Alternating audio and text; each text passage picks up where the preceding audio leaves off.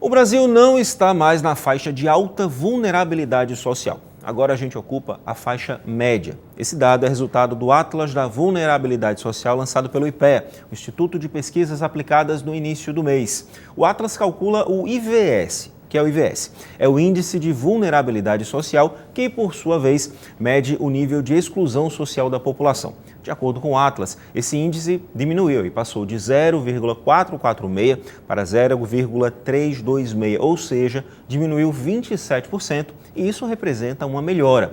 E é o que indica também essa mudança de faixa aí do nosso país. Mas o Atlas mostra ainda que existem muitas disparidades entre as regiões do Brasil. Vamos esclarecer um pouquinho mais esse assunto com o sociólogo Sérgio Coutinho, que está aqui no estúdio com a gente.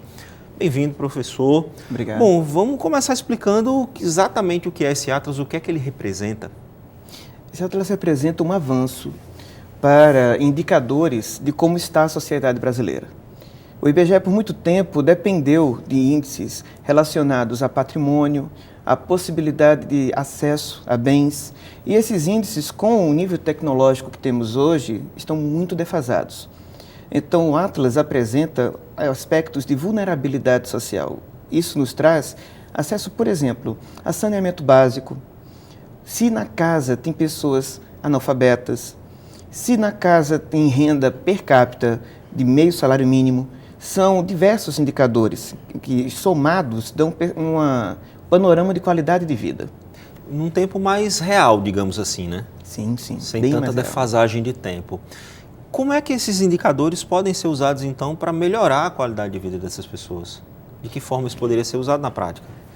O índice de vulnerabilidade social, especialmente, porque ele é constituído pelo IPEA pelo comparativo de dados de diferentes índices. Ele usa o censo demográfico do IBGE, ele usa o conjunto de indicadores na origem ao índice de desenvolvimento humano municipal para poder chegar a esse resultado.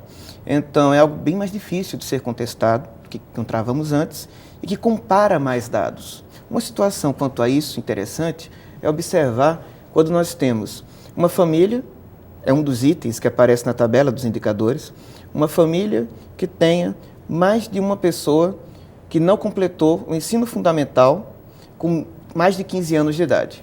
Um outro tópico afirma, uma família que tenha mais de uma pessoa com mais de 15 anos desocupada. Isso foi um outro progresso, não trabalham com desempregado. Porque desocupado associa um outro indicador que lida com o trabalho informal. Nós tivemos um progresso significativo em Alagoas quanto ao trabalho informal. Foi um dos poucos indicadores em que foi identificado, nesse momento, algum avanço. O trabalhador informal não entrava no empregado, né? Mas é uma pessoa que acaba gerando renda também da mesma forma. Mas para o IBGE, nos números utilizados há alguns anos, se ele não estivesse procurando emprego, ele não existiria. Ele não existia. Agora ele existe, porque agora considera-se o desocupado e aquele em trabalho informal. Entendi. Então, de repente, isso é uma maneira até de acordo com cada região, se estabelecer base para a criação de políticas públicas, por exemplo, voltadas para aquela população, para aquelas necessidades, seria isso? Com certeza. É muito mais fácil ter uma agenda de prioridades para o poder público. Os maiores avanços desses indicadores, quando comparados dados dos últimos 10 anos, demonstram que não há grande inovação onde os dados melhoraram. A continuidade de políticas públicas. Políticas públicas que são constantemente alteradas, normalmente estão nos estados que não têm alteração significativa. Entendi. Eu agora no começo falei que o Brasil ele saiu de uma alta vulnerabilidade, de uma faixa de alta vulnerabilidade para uma faixa de média vulnerabilidade. No caso do índice, quanto maior, pior a situação, né? Isso. O que é que representa a gente diminuir aí essa faixa? Nós nos afastarmos da alta vulnerabilidade social indica possibilidade de negócios, possibilidade de investimentos, possibilidade de empreendedorismo, porque não temos mais uma população doente, passando fome, desesperada. Quando as necessidades básicas estão satisfeitas, é possível haver desenvolvimento. Não é à toa que o primeiro capítulo do Atlas de Vulnerabilidade Social vai explicar o que é prosperidade social, porque muito falamos sobre prosperidade econômica. mas eles dão, com a qualidade de vida, prosperidade social. E o que seria prosperidade social? Se você tem as necessidades básicas satisfeitas, é possível investir no próprio prazer, na própria satisfação familiar. Você não vai ter uma família, como indica como traz um dos indicadores, uma família com renda per capita de meio salário mínimo, fazendo planos para o futuro. Eles estão tentando conseguir comida para todos os dias. É literalmente assando e comendo, né? Exatamente. O que muitos economistas falam de haver uma dificuldade no Brasil de fazer poupança, nós saímos de ser um país agrícola há poucas décadas. Então é algo que estaria ainda culturalmente em construção. Você vê hoje em dia as pessoas tendo mais acesso aos bens de consumo e agora até se consegue, algumas famílias conseguem de fato fazer poupança, como o senhor falou. Então isso já é um indicador de crescimento, de prosperidade social. Sim. Sim. Esse Atlas, ele está aí com todos os municípios do Brasil, todos são incluídos nele? Todos os municípios são analisados pelo Atlas. Mas aí existe um perfil, não é isso? Assim, tem muita disparidade ainda, tem diferença de região para região, como é que está essa situação? Assim, há uma diferença bem grande mesmo dentro de um estado. Se observarmos, por exemplo, que uma área de Pernambuco teve um avanço comparável ao avanço brasileiro de cerca de 30%, outra área, o sertão pernambucano, é comparável ao sertão de Alagoas em muitos aspectos. Então, o Atlas denota isso, a disparidade enorme que há no Brasil, que nós não temos no país um crescimento contínuo, um desenvolvimento contínuo, mesmo que baixo, em todo o país. Então, onde é que estão então as disparidades maiores? Assim, é por região, por exemplo, Norte e Nordeste, como é que está comparado à região Sul, por exemplo? Sul e Sudeste, continuamente tendo melhorias nesses números. Centro-Oeste foi uma surpresa para os pesquisadores, porque teve um número maior de cidades em progresso. As cidades que já vinham se desenvolvendo na região Nordeste continuaram. Uma surpresa que nós podemos ter é quanto ao estado de Alagoas. Apesar de todos esperarem sempre, claro, que Alagoas não esteja com bons números, nós temos uma surpresa porque os indicadores desse índice, eles estão divididos em 3 áreas. Espera-se em cada um dos estados que a capital e sua região metropolitana estejam bem, pelo menos bem, não é que estejam muito bem, em todas as 3 áreas. Alagoas é uma exceção, em que a capital não está, entre a região metropolitana de Maceió, não está bem nas 3 áreas, está em apenas 2. Então nós temos algo grave a se observar. Não foi uma surpresa tão positiva assim. Não foi uma surpresa nada positiva. Mas para o IPEA não é nenhuma surpresa, porque o IPEA compara com dados do Índice de Desenvolvimento Humano Municipal. No Índice de Desenvolvimento Humano Municipal, nos últimos 10 anos, constantemente, a região metropolitana de Maceió tem estado como aquela com os piores indicadores de todo o país. Em todas as capitais e cidades circunvizinhas, Maceió lidera esse ranking. Alagoas segue essa tendência? Alagoas que eu falo o estado como um todo? Sim. Alagoas segue essa mesma situação de Maceió, mas com indicadores bem piores.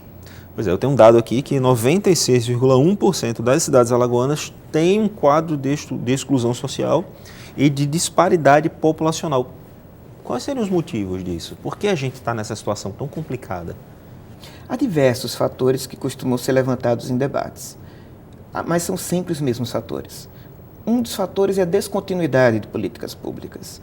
Normalmente, algo que já está superado nos estados mais ricos do país, em Alagoas ainda é presente. De cada governante, de cada cidade ou do próprio estado, não manter o que funcionava no governo anterior. Nós temos, assim, uma dificuldade muito grande de atrair investimentos externos e, o que é mais grave ainda, uma dependência enorme.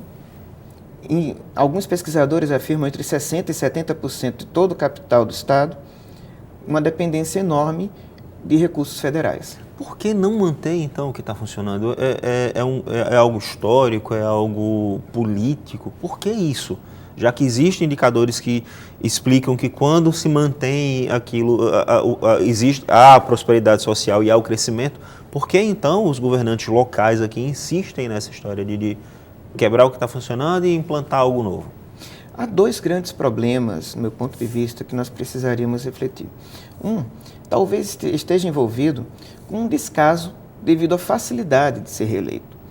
Quando nós temos continuamente representantes dos mesmos grupos políticos sem qualquer oposição, fica muito mais difícil pensar no desenvolvimento da cidade. Por outro lado também, o estado de Alagoas, em geral, Maceió incluído, ainda estão aprendendo a participar da vontade política. Acontecem audiências públicas sobre contas públicas em Maceió e a adesão dos cidadãos é baixíssima. Estão ali sendo discutidos na Assembleia Legislativa, na Câmara de Vereadores, os rumos do Estado. E a maioria da população não sabe o que acontece ali. Bom, parte do problema está exposto pelo próprio Atlas da vulnerabilidade social. Com a baixíssima escolaridade da massa da população alagoana, fica muito difícil acompanhar questões contábeis, perceber problemas numa perspectiva histórica. Fica muito mais difícil ter algo além de esperança. Aí a gente tem uma situação bem complicada. Como é que a gente consegue mudar esse quadro, então? Onde é que está aí? Onde é que está o cerne da questão? Seria estrutural? Seria econômico? Além da questão da política pública? Como fazer para sair desse caminho? Há muitos problemas para serem resolvidos, já que nós estamos mal em praticamente todos os indicadores. Complica. Complica bastante. Mas um primeiro passo, um passo mais modesto e que timidamente vai sendo feito, mas com continuidade, é estudar o problema. Há grupos de pesquisa em diferentes institutos, em diferentes faculdades, procurando entender o problema e fazer propostas. Gradualmente, é possível então que, havendo planos, você possa ter uma crítica consistente ao que ocorre. Mas, infelizmente, o que alguns estados conseguiram no passado de décadas, nós ainda estaríamos procurando o primeiro passo. A gente está engatinhando ainda, né, professor? Com sorte, engatinhando. O senhor fala que é preciso discutir o problema. Isso está no livro que o senhor pretende lançar, que é a questão de direito, sociedade e violência, o reflexo de Alagoas. E isso está no livro? O livro já é produto disso. Temos realizado, somos um grupo de estudos, e temos realizado desde o ano passado diversas rodadas de debates. Esses debates, em grande parte, têm sido disponibilizados no YouTube, em que nós temos trazido pessoas de diferentes formações, de diferentes áreas profissionais, para refletir sobre problemas de Alagoas. O cerne sempre é passar por Alagoas. Tivemos debates sobre questão da terra, sobre crise das usinas, sobre movimentos sociais, sobre diversos temas. Uma vez que se debate, se procura criar consciência, isso é um primeiro passo aí para mudar, então seria isso. E com o registro no YouTube, com o registro no YouTube, nós temos tido, na verdade, que continua, a publicação semanal, um caderno, de um jornal, das conclusões dos participantes dos debates, para podermos fazer um conjunto de registros. Quem se interessou e quer acompanhar isso no YouTube, como é que faz para achar? Procurando pelas redes sociais em que estou, posso informar, facilmente se identificam essas informações. Eu tenho um blog sobre direitos humanos, que isso pode ser encontrado, mundoemovimentos.com. mundoemovimentos.com. Então, professor Sérgio Coutinho, muito obrigado pela sua presença aqui no nosso programa. Eu que agradeço. Pauta Especial fica por aqui. Amanhã a gente volta às 11h30 da manhã, com reprise 7 da noite. Até lá!